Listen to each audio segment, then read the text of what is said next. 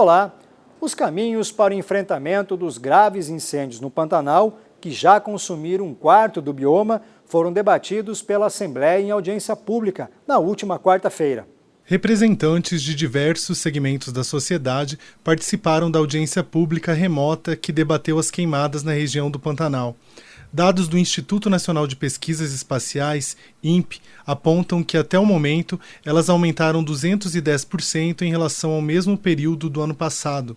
Diante disso, o deputado Paulo Correia, presidente do Legislativo, defendeu a compra de um helicóptero multimissão e 2 aeronaves Air Tractor, avaliados em R$100 milhões. A gente está solicitando ao senhor governador Reinaldo Azambuja que possa estar pedindo isso ao ministro do Meio Ambiente, que o helicóptero cumpre dupla função: levar o grupo para fazer o combate a incêndio e também 1.800 litros de água cada vez que enche aquele basket, que é aquela bolsa com água para poder jogar em cima do foco também. Então, eu acho que são ferramentas necessárias, montar o sistema de voluntariado, combater o incêndio com inteligência, e aí o bombeiro é fundamental, e nós temos massa dentro do Pantanal, que é massa seca, que aquilo lá é uma garrafa de cerveja quebrada erroneamente em um lugar, raio de sol incidindo,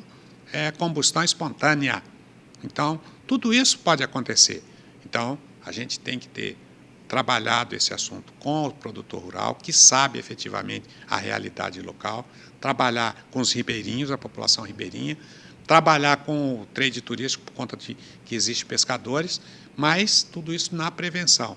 E trabalhar para a gente ter uma infraestrutura necessária aqui. Todo mundo é apaixonado no Pantanal, todo mundo ama o Pantanal, a gente não quer que aconteça isso. Para não acontecer isso, nós temos que ter infraestrutura de gente, de dinheiro e de infraestrutura para tudo isso funcionar perfeitamente. Para o deputado Lucas de Lima, presidente da Comissão de Meio Ambiente e Desenvolvimento Sustentável, a legislação precisa ser aperfeiçoada, principalmente com a criação de uma lei específica para proteger o Pantanal.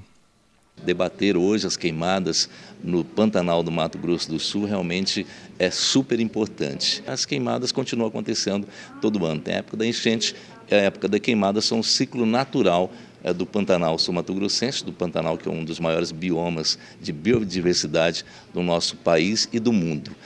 Outra tratativa também que a gente está enviando ao governo do Estado é que os profissionais que estão vindo para o Estado, né, que fazem parte das brigadas, eles têm um treinamento e até possível também um pagamento por esse serviço que eles estão prestando ao nosso Estado. Também estaremos discutindo algumas leis que deverão ser questionadas e levadas até o governo do Estado, como uma lei específica para o Pantanal, né, para a biodiversidade, para os biomas do Pantanal. São essas as proposições que nós estaremos levando até o governo do Estado e esperamos ser atendido em nome da Assembleia Legislativa aqui do Mato Grosso do Sul, em nome de todos os deputados da Comissão do Meio Ambiente, do qual eu represento como presidente. O Corpo de Bombeiros do Estado está trabalhando com um efetivo de 1.500 homens no enfrentamento à situação, de acordo com o coronel Joilson Amaral, comandante-geral da corporação. Ele falou sobre os investimentos que vêm sendo feitos para controlar as chamas no bioma.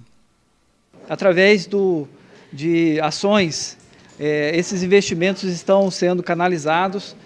Para se ter uma ideia, nós vamos comprar pela primeira vez 10 caminhões de combate a incêndio florestal, caminhões específicos para andar em terrenos de difícil acesso, então que vai facilitar com que as guarnições nossas possam deslocar com mais facilidade num terreno tão acidentado como no Pantanal. Além disso, o governo do Estado também já anunciou que está adquirindo um Air Tractor, que é um avião de asa fixa, que joga em torno de 3.000 litros de água, que faz o combate aéreo aos focos de incêndio, que é fundamental para que as guarnições possam atuar. Jaime Verruc, secretário estadual de Meio Ambiente, disse que Mato Grosso do Sul hoje ocupa a 6ª posição no ranking dos estados com mais focos de incêndio. Ele falou sobre as providências que o governo tem tomado. O problema é sério, né? E eu acho que a grande discussão que nós estamos fazendo no governo do estado hoje, presidente Paulo, deputado, é que a gente estabeleça, na verdade, é o que nós estamos chamando do Programa Estadual de Prevenção e Combate. Na verdade, nós temos que fazer duas ações, a prevenção e temos que adequar a nossa estrutura para que a gente tenha um combate mais eficiente. Entre janeiro e setembro do ano passado, foram registradas 4.660 queimadas na região do Pantanal. No mesmo período deste ano, o governo de Mato Grosso do Sul já contabilizou mais de 15 mil incêndios. A situação mais crítica até então foi no ano de 2005, com 12.500 focos de fogo contabilizados. O cenário caótico necessita de ações emergenciais. A Embrapa Pantanal desenvolveu um sistema de alerta de risco de incêndios, mas esse sistema também ele poderia ser aprimorado e disponibilizado, né, em parceria com outras instituições, mas além disso poderia ser desenvolvido um sistema de alerta de incêndios para que medidas possam ser tomadas imediatamente após o início dos focos, capacitações de trabalhadores rurais no controle de pequenos incêndios dentro das propriedades para evitar que esses incêndios possam se tornar grandes incêndios, né? Ações de educação, né? Para evitar o uso de queimadas fora de época, estudos para estabelecer esses critérios das condições ideais, como quando utilizar a queima prescrita, seriam uma forma, né, de prevenção. Como proposta, implementar e estimular boas práticas agropecuárias de uso e manejo da vegetação nativa, evitando a degradação da pastagem e consequente abandono de terras ou aumento de espécies invasoras lenhosas, oportunistas que aumentam essas biomassas, reduzem a produtividade dessas áreas e também ocasionam a perda da biodiversidade. O estabelecimento de políticas que remunerem e beneficiem aqueles produtores rurais que realizam práticas sustentáveis de produção agropecuária, né, como uma fórmula de estímulo, né, para essas boas práticas. Mesa diretora publica ato que disciplina série de normas sobre o funcionamento da Assembleia durante o período eleitoral municipal. A intenção é vetar ao máximo qualquer utilização da estrutura da Casa de Leis em favor de algum candidato. As informações com Marité Cogo. Medidas sobre o funcionamento da Assembleia Legislativa no período eleitoral municipal foram publicadas pela mesa diretora na edição da última segunda-feira do Diário Oficial. O ato impõe uma série de vedações quanto ao uso direto ou indireto da Casa de Leis no pleito e proíbe, em qualquer hipótese, a utilização dos recursos materiais do Legislativo para fins eleitorais. Todas as atividades realizadas na Assembleia deverão ser relacionadas à atividade parlamentar e, quando realizadas, não poderão fazer qualquer referência a candidatos a prefeito ou vereador. É proibido, inclusive, o porte de materiais gráficos como folders ou adesivos dentro da casa. O funcionamento da Assembleia foi alterado e o Legislativo funcionará até 29 de novembro, no período das 7 da manhã à 1 da tarde. Serviços administrativos funcionarão sob plantão no período da tarde. A medida foi estabelecida para que nenhum deputado ou servidor participe de atos eleitorais enquanto a Assembleia funciona. Também foi publicado na mesma edição do Diário Oficial ato da mesa diretora que prorroga as restrições de circulação até 31 de outubro. Os serviços administrativos passarão a funcionar com 50% dos servidores, que devem passar por avaliação médica prévia. O governo entrega projeto articulado com a FETEMES e propõe medidas de valorização na carreira dos professores. O presidente da Casa de Leis, deputado Paulo Correa, recebeu do secretário de Estado de Governo e Gestão Estratégica, Eduardo Riedel, o projeto do Executivo que trata da valorização profissional e salarial para a categoria da educação. Nós trouxemos uma previsão de tempo em relação a valorização de ter o dobro do piso nacional, chamadas 20 horas sendo remuneradas como se fosse 40, e fizemos também a transformação para subsídio, né, que é uma diretriz central do governo do Estado.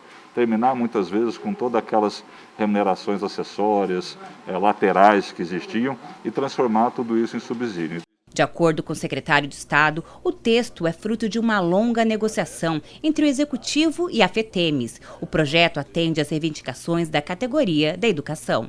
Não foi fácil, porque o governo tem suas limitações e a FETEMES trabalha buscando o melhor para os profissionais de educação, e a gente tem que chegar no entendimento da nossa capacidade fiscal com o desejado e o objetivo da federação. Nós chegamos nesse entendimento depois de 5 meses de negociação, mas consideramos ambos um avanço importante para a categoria. O presidente da Comissão de Educação da Casa de Leis, deputado Pedro Kemp, falou sobre a importância do projeto já vir para a Assembleia atendendo às solicitações dos profissionais da educação. Para nós, fica muito mais fácil analisar o projeto quando ele chega aqui com esse acordo. Nós, da Comissão de Educação, já vamos começar a estudar o projeto. Ele vai primeiro para a Comissão de Constituição e Justiça, mas depois ele vai passar pela Comissão de Educação e nós queremos já ter um entendimento bastante claro, preciso, das mudanças que o governo do Estado está promovendo aqui. A questão da manutenção da lei do piso por 20 horas é fundamental para nós, enquanto valorização do início de carreira nosso. A melhor lei de recomposição salarial que nós temos hoje no país é a nossa. Nós queríamos manter essa lei, então a necessidade da negociação. E o outro ponto muito importante é o compromisso do governo de realizar o concurso público para que a gente tenha esses professores que são temporários hoje passem a ser efetivos a partir de 2022. E são pontos fundamentais para a educação pública e para os trabalhadores. Previsão de arrecadação do Fundersul aumenta com entrada de recursos de privatização de rodovia estadual e deputados aprovam um novo orçamento do fundo. Projeto de lei de autoria da mesa diretora da Assembleia Legislativa de Mato Grosso do Sul alterou a projeção de arrecadação de recursos do Fundo de Desenvolvimento do Sistema Rodoviário do Estado, o Fundersul. A previsão para esse ano era de arrecadar pouco mais de 778 milhões de reais e passa a ser de 893 milhões de reais.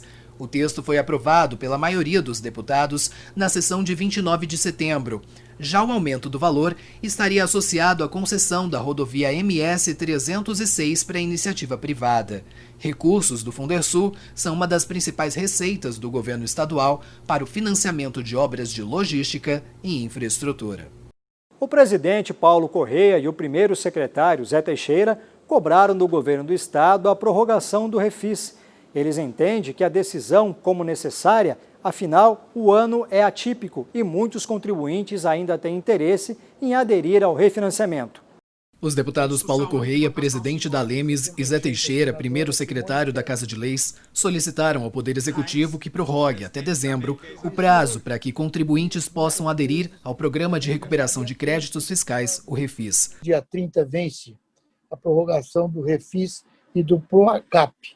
Como recebi várias ligações de amigos que não conseguiram ainda fazer o parcelamento ou a quitação, eu encaminhei um ofício ontem ao senhor governador pedindo a prorrogação do Refis e também do PROACAP, o Programa de Cadastro de Estoque de Animais Bovinos e Bovino do Mato Grosso do Sul, até o dia 30 de dezembro de 2020. Então, se o governador acatar, ele deve encaminhar a semana que vem a lei prorrogando esse benefício do Refis e do PROACAP até o dia 30 de dezembro. Em junho, o prazo já havia sido ampliado, porém, em decorrência da pandemia, foi apontada a necessidade de se estender o Refis por mais tempo para regularização de créditos de ICMS, contribuições do Fundersul e obrigações acessórias. O parcelamento chegava a 90 parcelas e os descontos a 80% sobre as multas. Não combinamos, mas o presidente também fez a mesma correspondência, não sobre o PROACAP, mas eu fiz sobre o Refis. Então, eu entendo que eu vou somar uma na outra, mas o PROACAP eu não tinha feito. Eu fiz só sobre o Refis em função de vários produtores amigos industriais estarem pedindo para que o Refis fosse até o final do ano. Então, possivelmente, o governador vai atender também e me soma aí. Quero transformar isso numa solicitação minha e sua, mas da nossa casa, para que a gente possa atingir o nosso objetivo. O Jornal Parlamentar vai para um breve intervalo e volta já.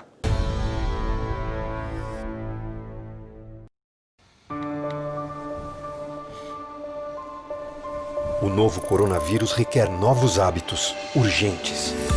Lavar sempre as mãos, fazer uso do álcool em gel, proteger-se com a máscara. Hábitos simples que demonstram nosso respeito aos idosos e aos mais vulneráveis. Respeito ao próximo, seja quem for. Respeito àqueles que estão sob nossa responsabilidade e a nós mesmos. É verdade que novos hábitos exigem atenção e disciplina da nossa parte, mas é possível. Lavar sempre as mãos, fazer uso do álcool em gel, proteger-se com a máscara. Que o respeito à vida seja nosso novo hábito. Assembleia Legislativa de Mato Grosso do Sul. Contra o coronavírus, a favor da vida.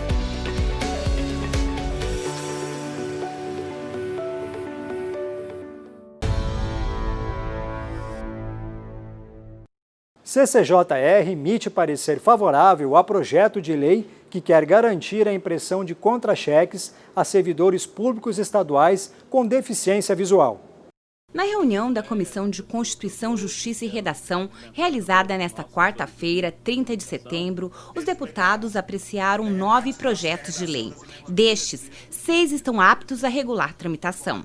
De relatoria do deputado Lídio Lopes, o projeto de lei que dispõe sobre a emissão de contra-cheque e comprovante de rendimentos em formato acessível aos servidores públicos estaduais com deficiência visual recebeu parecer favorável. De acordo com o relator da matéria, o projeto de autoria do deputado Jamilson Nami é de relevância, pois assegura aos servidores esta acessibilidade prevista na lei federal.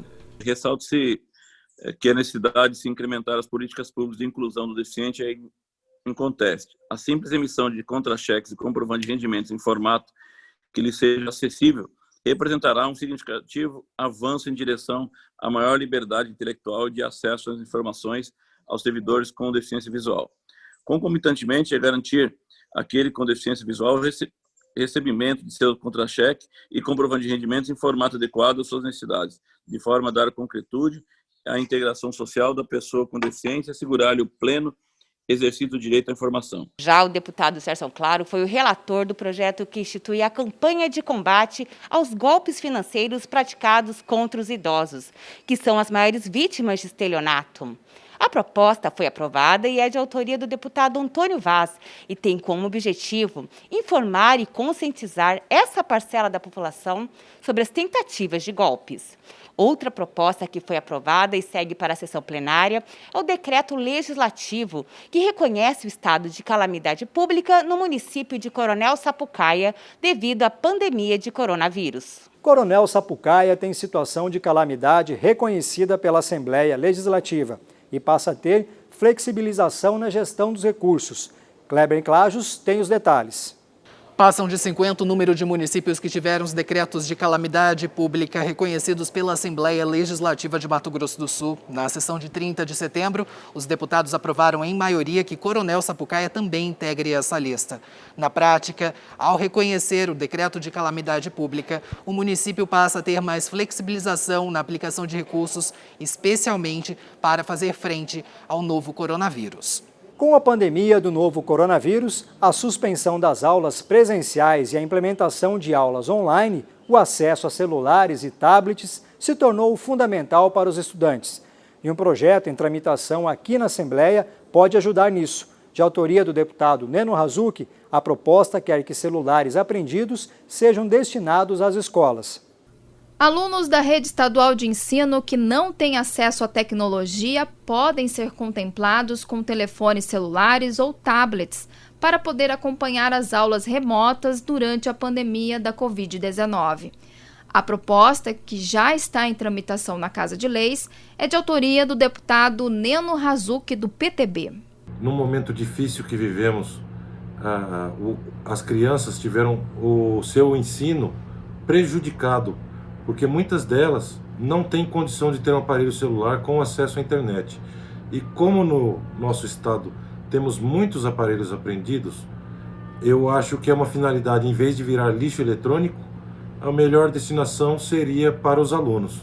Em prática, em outros estados, como Goiás e Rio Grande do Sul, a proposta de ceder aos alunos da rede pública os aparelhos eletrônicos apreendidos nos estabelecimentos penais pode contribuir para a celeridade do processo aqui em Mato Grosso do Sul. Mas a destinação desses equipamentos eletrônicos somente será possível após esgotadas todas as diligências de identificação do aparelho, procedimento investigatório ou ação penal. Depois de todo o procedimento legal e toda a perícia feita, esse aparelho vai ser destinado para as crianças. Então, mesmo sendo ilícito, ele vai passar por um processo para que seja regulamentado e entregue para os estudantes. Segundo a Diretoria de Operações da Agência Estadual de Administração do Sistema Penitenciário, a AGEPEN, no ano passado, os agentes interceptaram mais de 800 celulares. Os dados apontam ainda que somente nos primeiros 6 meses deste ano foram interceptados 381 aparelhos pelos policiais penais em presídios masculinos e femininos aqui do estado. Empreendedorismo jovem é o assunto do Juventude em Pauta.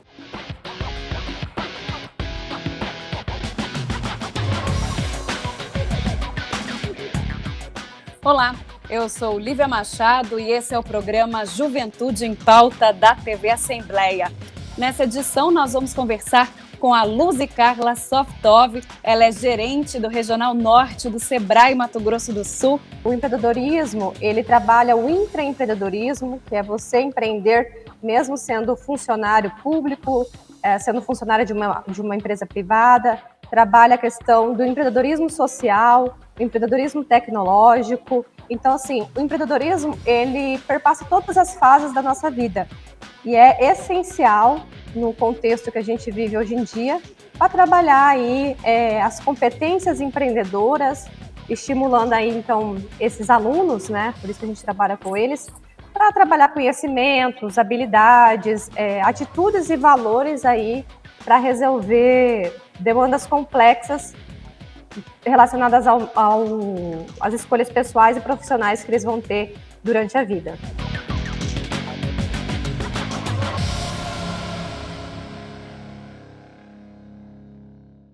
A prevenção e o diagnóstico do câncer de intestino são assuntos do Saúde em Foco. Hoje eu vou conversar com a doutora Vanessa Putinelli Dotti, ela que é endoscopista e ela é especialista em cirurgia do aparelho digestivo.